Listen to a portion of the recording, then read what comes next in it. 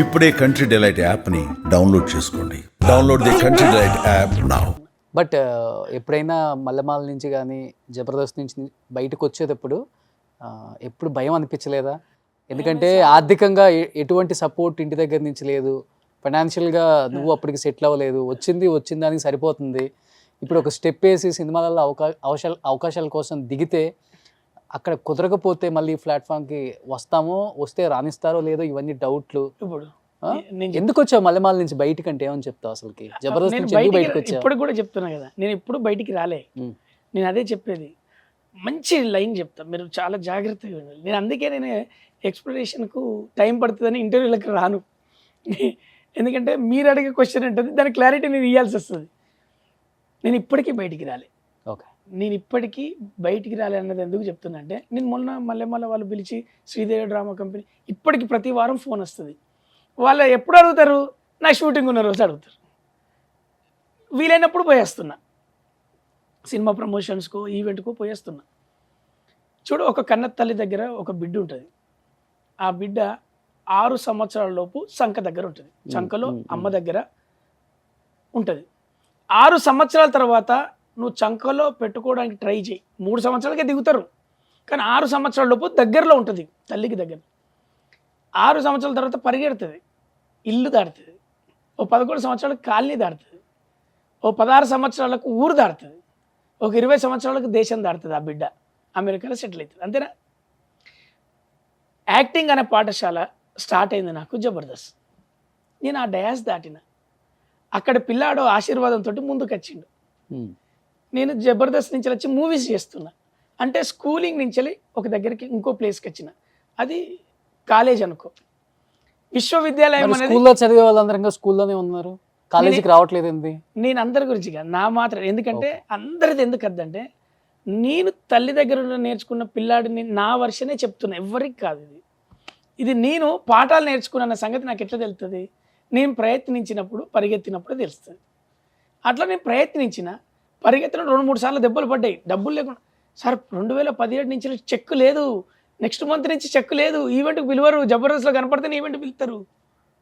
ఈవెంట్లు పిలిచే వాళ్ళు అందరు వాళ్ళే కదా. ఈవెంట్లో ఎవరైతే స్టార్ ఉంటారో వాళ్ళనే ఈవెంట్ పిలుస్తారు కదా, అవునా కదా? జబర్దస్త్లో కనపడే వాళ్ళని ఈవెంట్ పిలుస్తారు కదా. నెక్స్ట్ డే చెక్ లేదు. ఆ ధైర్యము ఏమీ లేనప్పుడే హైదరాబాద్కి వచ్చిన, జబర్దస్త్ లేనప్పుడే పెళ్లి చేసుకుని బిడ్డను కన్నా.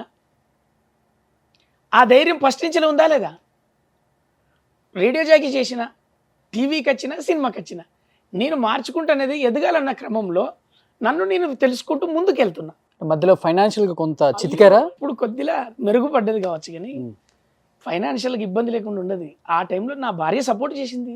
ఒకటి అసలు మర్చిపోలేంది, ఎందుకురా ఈ జీవితం ఇండస్ట్రీకి వచ్చిన అంటే కేవలం ఆర్థికంగా చితికిన ఒక్క రోజు గుర్తు ఏదన్నా చెప్తారా? ఒకటి నేను చెప్తాను కదా, రీసెంట్గా 2-3 నెలల క్రితం కూడా అనిపిస్తుంది, రచ్చరవిగా బలగం సినిమా రిలీజ్ అయ్యి కూడా ఉన్నది. ఫర్ ఎగ్జాంపుల్ రిలీజ్ కూడా ఉన్నది. అన్ని సినిమాలు చేస్తున్నా, 100 సినిమాలు అయిపోయినాయి. సమ్ ట్రాన్సాక్షన్లో 2 ఈఎంఐలు, కొత్త ఈఎంఐ కొన్ని ఉంటాయి కదా. ఎవరిని రూపాయి అడగలేవు రోషన్. ఇక్కడ నువ్వు డబ్బు అడిగిన తెల్లారి నుంచి వాడు నన్ను డబ్బులు అడిగిండు అని నేను డిగ్రేడ్ స్టార్ట్ అవుతుంది, కనెక్షన్ కట్ అయిపోయింది కూడా. ఇక నీకు వాడు నన్ను డబ్బులు అడిగేంత పోతాడు, వాడు ఎక్కడ గొప్పగా ఉన్నాడు అని స్టార్ట్ చేస్తున్నాడు. ఓకే, డబ్బులు ఎప్పుడైతే నువ్వు అడుగుతావో అప్పటి నుంచి నీ పతనం స్టార్ట్. ఇది ఫిక్స్. చేసిన పనికి కూడా ఎదురు చూసి అడుగుతూనే, వాళ్ళు ఇచ్చినప్పుడు తీసుకుంటేనే నువ్వు కంఫర్ట్ జోన్లో ఉన్నట్టే. 2-3 సార్లు వాళ్ళు వీలైతే ఇస్తారు కదా, వాళ్ళు ఒక ట్రాన్సాక్షన్ నెక్స్ట్ మంత్ ఇస్తాం, 2వ నెల ఇస్తాం అనేది పెట్టుకుంటారు కదా. ముందు అడిగినా నువ్వు వాళ్ళకి చీప్గా కనపడతావు. ఏది కంపెనీ ఓనర్కు నీకు కాదు, మధ్యలోళ్ళకు. కాబట్టి నీ ఆకలి, నీ బాధ అనేది నీ ప్యాషన్ కింద చిన్నదనుకొని బతకాలే తప్ప ఆ ప్యాషన్ కోసం వచ్చి వాటి కోసం వేధించేటట్టు బతకద్దు. ఇది నేను తెలుసుకున్న ఫస్ట్ మూలం. ఏ రోజు నేను బిర్యానీ ఆ కడుపు నిండా తిన్నది ఉండదు, ఏ రోజు నేను హ్యాపీగా నా భార్య పిల్లల్ని ఈ ప్లేస్ తీసుకుపోయినది లేదు. ఇప్పటికీ కంఫర్ట్ జోన్లోకి రాలే. కానీ ఏంటి రీజన్ ఏంటి? ఆర్థిక మూలాలు. ఆర్థిక మూలం అనేది కంఫర్ట్ జోన్లోకి ఎప్పుడు వస్తుంది? నీకు ఆర్థికంగా ఎదిగినప్పుడు నీ కంఫర్ట్ జోన్ వస్తుంది, హాలిడే పెట్టి ఫ్యామిలీతో పోతావు. ఇప్పుడే నేను పేరు తెచ్చుకునేది ఇప్పుడే కదా రోషన్. టీవీ నుంచి వచ్చి నువ్వు అన్నావు మీడియాకి రాలేదని, నేను ఎక్కడ ఇంటర్వ్యూలు ఇవ్వలే, నేను ఎక్కడ అది చేయలే. అవకాశం సంపాదించుకున్న సినిమా చేసిన, అవకాశం సంపాదించుకున్న సినిమా చేసిన. అట్లా కంఫర్ట్ జోన్లోకి ఇప్పుడే వస్తుంది. ఇంకా రాలే, పూర్తిగా రాలే. నా భార్య పిల్లలను పట్టుకుని ఏ ఊటీ, ఏ కొడైకెనాల్, ఏ వైజాగ్ కూడా తెలియదు. నా పిల్లలకు వైజాగ్ తెలియదు, సముద్రం తెలియదు. తీసుకెళ్ళాలి నా భార్య పిల్లలకు. పెద్ద పెరిగినాక తీసుకెళ్తే ఓడిపోతానని చెప్పి ఇప్పుడే ప్లాన్ స్టార్ట్ చేసిన. సమ్మర్ హాలిడేస్ నుంచి ఫస్ట్ ఒక సముద్రం చూపెట్టి, తర్వాత ఒక తిరుపతి దేవుని చూపెట్టి, తర్వాత ఏదన్నా ఒకటి అట్లా ప్రాక్టికల్ ఎడ్యుకేషన్ చూపెట్టాలనేది నా కోరిక. అందుకే నేను ఒక లైన్ అలా వేసుకుందాం ప్లాన్ అన్నమాట నీ చేసుకోవాలి. లైఫ్కి. అంటే ఆ చిన్న డబ్బులనే ప్లాన్ చేసుకోవాలి కదా. ఇంత డబ్బులు ఏడదాకపోతే అక్కడికే ప్లాన్ చేయాలి. అన్న ఎదుటోని కోసం, ఎవరి కోసం అప్పు చేయాలంటే నాతో కాదు. నాకు చాలా భయం. ఎక్కడంటే డబ్బు దగ్గర ఓడిపోతామని భయం నాకు. అందుకే నా నొప్పి నాకున్నా నేను అందులోనే ఉంటా. గెలిచేది దాని దగ్గరే, ఓడేది దాని దగ్గర. కాబట్టి ఇప్పుడు ఎవరో గెలవడానికి నేను అప్పులు చేయాలంటే నాతో కాదు. చిన్న ఈ హౌస్ లోన్ ఉన్నది, అది క్లియర్ అవుతుంది.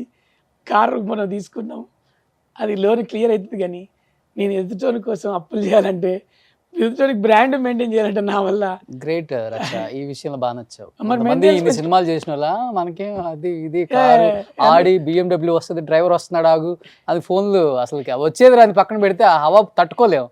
అలాంటిది లైఫ్లో ప్రాక్టికల్గా ఉందాం. మరి అదే కదా సార్, ఇప్పుడు అందరూ చెప్పే జాగ్రత్త, పెద్దోళ్ళు చెప్పారట. ఇప్పుడు బ్రహ్మానంద సార్ కానీ పెద్దోళ్ళు కానీ, రూపాయి రాజేంద్ర ప్రసాద్ సార్, జాకీ గారు, మన ఆర్టిస్ట్ జాకీ గారు, వీళ్ళందరూ నాకు ఎవరు కలిసినా ఒకటే మాట చెప్పిళ్ళు, డబ్బు దాచుకో, ఖర్చు పెట్టద్దు. పెద్దోళ్ళు చాలామంది చెప్తారు. శిరీష్ అన్న ఫస్ట్ ఏమన్నా పొలాలు కొనుక్కో రవి, ఇల్లులు కొనుక్కో, డబ్బులు దాచుకో. దిల్ రాజు గారు, శిరీష్ గారు, వేగేసిన సతీష్ సార్, తేజ సార్ అయితే నాకు 30 ఎకరాలు కొనేదాకా నాకు కనపడకు అంటాడు. సార్ 30 ఎకరాలా అంటే అంత సంపాదించు కానీ డబ్బులు ఖర్చు పెట్టినని చెప్పకండి. ఎవరైనా సార్ పెద్దోళ్ళు అందరూ ఆర్థిక మూలాలే చెబుతారు. ఎందుకంటే నీ ప్లానింగ్లో నీకు అవకాశాలు వస్తాయి. నువ్వు ఎంత పరిగెత్తినా నీకు ఒకడు వదిలిన అవకాశమే నీకు ఒకటి దొరికేది. ఫస్ట్ టైం దొరక వదిలేస్తే దొరుకుతుంది, నువ్వు వదిలేస్తే ఇంకోటి దొరుకుతుంది. ఇక్కడ అవకాశం అనేది